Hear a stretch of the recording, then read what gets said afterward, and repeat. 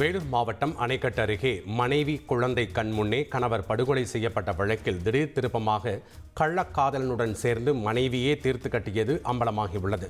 குப்பம்பாளையம் கிராமத்தைச் சேர்ந்த பாரத் என்பவர் திங்கட்கிழமை மாலை மனைவி மகளுடன் பைக்கில் சென்றபோது வெட்டி படுகொலை செய்யப்பட்டார். இந்த சம்பவத்தை நேரில் பார்த்த 3 வயது குழந்தையிடம் போலீசார் விசாரித்த போது அழுது கொண்டே சஞ்சய் மாமாதான் அப்பாவை வெட்டினார் என்று குழந்தை கூறியுள்ளது. இதையடுத்து பாரத்தின் மனைவி நந்தினிக்கும் எதிர் வீட்டைச் சேர்ந்த சஞ்சய்க்கும் இடையே தகாத உறவு இருந்தது தெரிய வந்ததால் அவர்களை பிடித்து விசாரித்த போது திடுக்கிடும் தகவல் அம்பலமானது.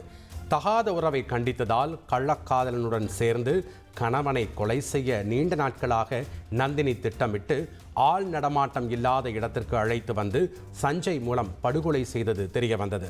கொலை செய்த சஞ்சய் கத்தியை புதரில் வீசிவிட்டு சம்பவம் நடந்த இடத்தில் கூட்டத்தோடு கூட்டமாக எதுவும் தெரியாதது போன்று நின்றதாக வாக்குமூலம் அளித்துள்ளார். திருவண்ணாமலை மாவட்டம் செய்யாறு அரசு பாலிடெக்னிக் கல்லூரி மாணவர்களை சுமை தூக்கிகளாக பயன்படுத்திய சம்பவம் அதிர்ச்சியை ஏற்படுத்தியுள்ளது. செய்யாறு அரசு பாலிடெக்னிக் கல்லூரியில் 700க்கும் மேற்பட்ட மாணவ மாணவிகள் பயின்று வருகின்றனர். இந்த நிலையில் கல்லூரிக்கு லாரியில் வந்த டேபிள் மற்றும் பெஞ்சுகளை மாணவர்களை வைத்து இறக்கிய சம்பவம் அரங்கேறியுள்ளது.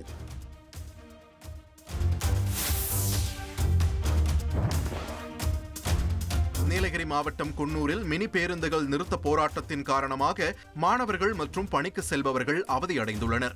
குன்னூர் மற்றும் அதன் சுற்றுவட்டார பகுதிகளில் கடந்த சில நாட்களாக மினி பேருந்தின் வழித்தடத்தில் அரசு பேருந்துகள் இயக்கப்பட்டு வருகின்றன. இதனை கண்டித்து மினி பேருந்துகளை இயக்காமல் அதன் உரிமையாளர்கள் போராட்டத்தில் ஈடுபட்டனர். இதன் காரணமாக பணிக்கு செல்பவர்கள் மாணவர்களின் பயணம் பாதிக்கப்பட்டது. காவல் துணை கண்காணிப்பாளரின் பேச்சுவார்த்தைக்கு பிறகு போராட்டம் தற்காலிகமாக திரும்ப பெறப்பட்டது.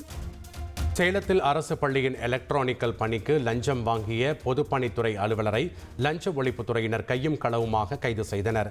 சேலம் ஜாரி கொண்டலாம்பட்டி பெண்கள் மேல்நிலைப் பள்ளியில் 10 லட்சம் ரூபாய் மதிப்பிலான எலக்ட்ரானிக்கல் பணிகளுக்கு ஒப்பந்தம் விடுக்கப்பட்டிருந்தது. இந்த சூழலில் சண்முகம் என்பவருக்கு இந்த பணி வழங்குவதற்கு கண்காணிப்பு பொறியாளர் அலுவலகத்தில் பணியாற்றும் முதுநிலை வரைவு அலுவலர் ரவி என்பவர் 1 லட்சம் ரூபாய் லஞ்சம் கேட்டிருந்ததாக தெரிய வருகிறது.